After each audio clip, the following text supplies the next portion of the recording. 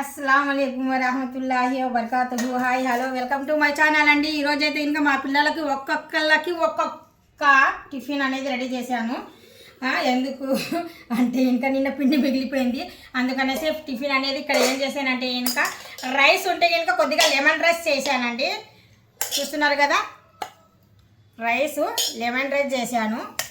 కొద్దిగా ఇడ్లీ పిండి కూడా మన దగ్గర మిగిలిపోయిందండి, అందుకనేసి ఇడ్లీ పిండి మళ్ళీ 2-3 రోజులు ఎక్కువ రోజులు పెట్టామనుకోండి ఇడ్లీ గట్టిగా వస్తాయి. అప్పటికప్పుడైతే ఇంకా మెత్తగా ఉంటాయి, దూదుల్లాగా ఉంటాయి, కాటన్ లాగా ఉంటాయి. అందుకనేసి నేను ఇక్కడ ఇడ్లీలు కూడా పెట్టానండి. నైట్ అంటే ఇంకా మనం నైట్ అనేది చపాతీ చేస్తాం. వేడి చపాతీ కన్నా నైట్ చపాతీ తింటే చాలా హెల్దీ అనేసి తెలుసండి నాకు. అందుకనేసి నైట్ చపాతీ అనేది ఇప్పుడు ఈరోజు పిల్లలకు పాలుల్లో అయినా కానీ సరే లేదా కర్రీస్తో అయినా కానీ సరే తినేస్తారు. ఈరోజు టిఫిన్ ఒక్కొక్కళ్ళకి ఒక్కొక్కటి పెడుతున్నాను చూడండి. నేను మా పిల్లలకు చూస్తున్నారు కదా, ఇదిగోండి రోటీ అన్నంచు కదా, రోటీ ఒక్కొక్కరికి ఒక్కొక్క టిఫిను.